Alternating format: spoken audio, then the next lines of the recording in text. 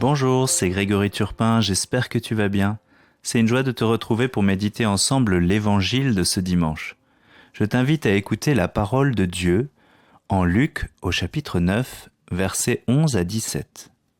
En ce temps-là, Jésus parlait aux foules du règne de Dieu et guérissait ceux qui en avaient besoin.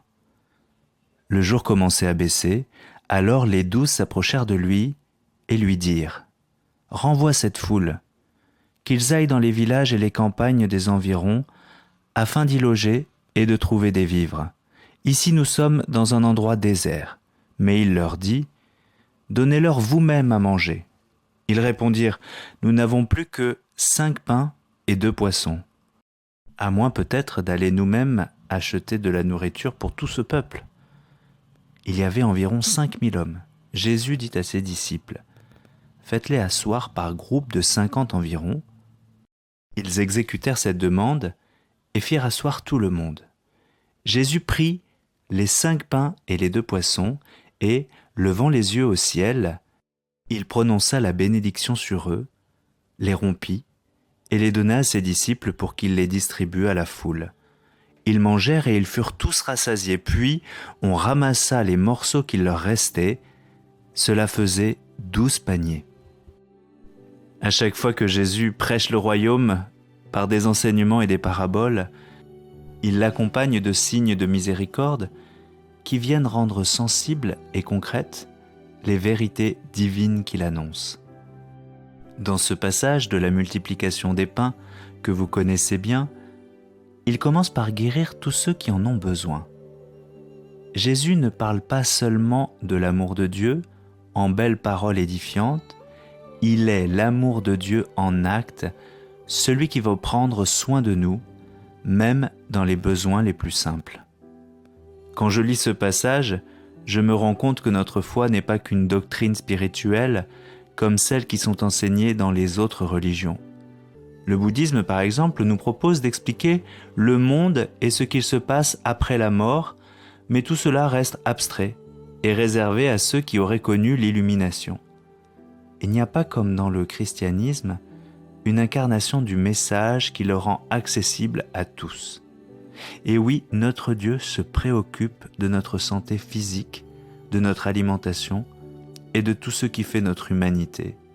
Jésus lui-même a connu la faim et il est certainement tombé malade, même si cela n'est pas précisé dans la Bible, notre Dieu vient à notre rencontre dans toutes les dimensions de notre vie.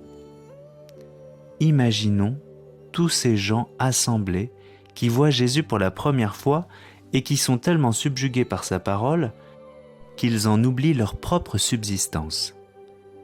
Ils sont partis dans un lieu désert et ils n'ont pas compté les heures au point d'être maintenant affamés.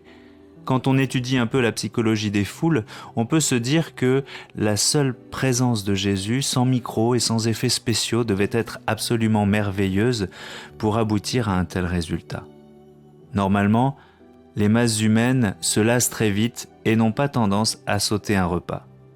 Ce que je trouve très intéressant ici, c'est que Jésus demande aux disciples de participer au miracle qui va bénir les gens et leur révéler l'amour de Dieu. Au début, Jésus intervient seul pour guérir les malades, mais pour nourrir les corps, il fait appel aux disciples et ce sont eux qui vont être les ministres du miracle. Les disciples ne comprennent pas où Jésus veut en venir, mais ils font ce qu'il leur demande car ils ont foi en lui.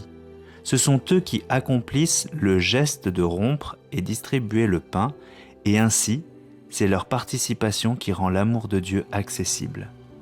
Ce texte peut nous encourager, nous qui cherchons à être des disciples du Christ aujourd'hui, à avoir confiance dans le fait que Dieu nous a choisis pour être l'instrument de sa grâce.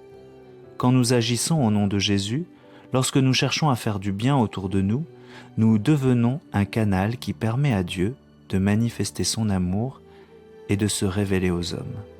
Cela donne beaucoup à réfléchir. Même si nous ne voyons pas le pain ou les poissons se multiplier, nous sommes les ministres du Seigneur, vrai homme et vrai Dieu. Toi qui m'écoutes, sache que le Seigneur a envie de passer par toi pour nourrir les hommes et les femmes qui t'entourent. Aie foi en lui et tu verras des miracles. Merci pour ton attention. Je te souhaite une excellente journée.